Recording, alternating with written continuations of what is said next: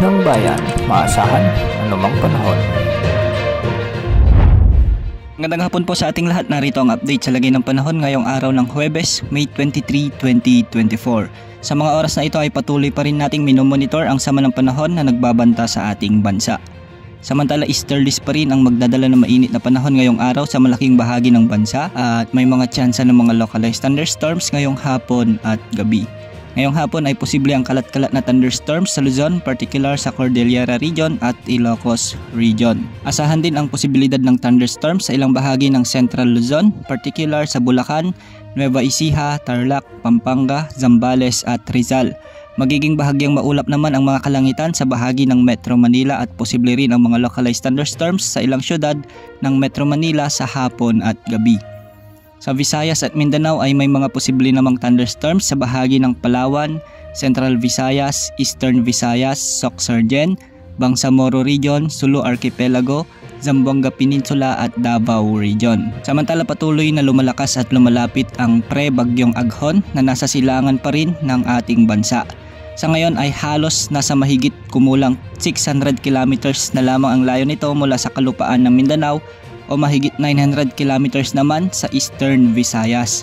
Sa mga susunod na oras ay posibleng i-upgrade na ito ng Pag-asa bilang tropical depression o mahinang bagyo at papangalan ng bagyong Aghon.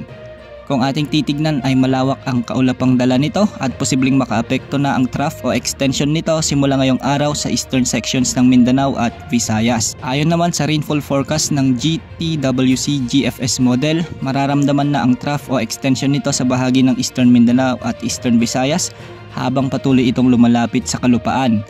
Mamayang gabi, asahan na lalawak pa ang mga pag-ulan sa Mindanao at Visayas. Pagsapit ng Biyernes o bukas ay mas maraming lugar pa sa bansa ang uulanin kung saan mas malapit na ito ng bahagya sa Eastern Visayas.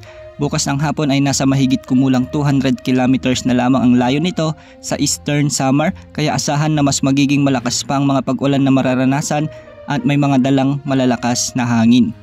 Pagsapit ng weekend, patuloy itong kikilos pa hilaga at mas magdadala pa ng malawakang pag-ulan sa Visayas at Luzon, particular sa Bicol Region. Hindi rin inaalis ang tsansa na mas lalakas pa ito at maglandfall sa bahagi ng Bicol Region. Pagsapit naman ng Linggo at Lunes ay posibleng kikilos na ito sa pa-northeast o magre-recurve patungo sa Japan area bilang mas malakas pa na bagyo. Pagsapit naman ng Martes ay unti-unti na ring mararamdaman ng kanlurang bahagi ng bansa ang southwesterly wind flow o ang mahinang habagat. Magdadala ito ng maulap hanggang sa maulang panahon sa western sections ng bansa. Magpapatuloy ang pag-ihip ng hangin mula sa timog kanluran hanggang sa susunod na weekend at bahagyang hihina pagsapit ng unang linggo ng Hunyo. Ito na ang hudyat na papasok na tayo sa rainy season o wet season o mas kilala sa tag-ulan. Sa ngayon, pinapayuhan na natin ang ating mga kababayan na bagamat mahina pa lamang ito, pinag-aanda na natin ang lahat sa posibleng mga pagbaha at landslides na dadalhin ng potensyal na bagyo. Huwag tayong magpakampante dahil bawat oras ay nagbabago ang galaw at lakas ng isang sama ng panahon. Sa ngayon ay patuloy natin itong i-monitor dahil posible pang magbago ang ipinapakita ng mga wind models. Yan ang update sa lagay ng panahon. Ito pang weather update ng bayan, maasahan anumang panahon.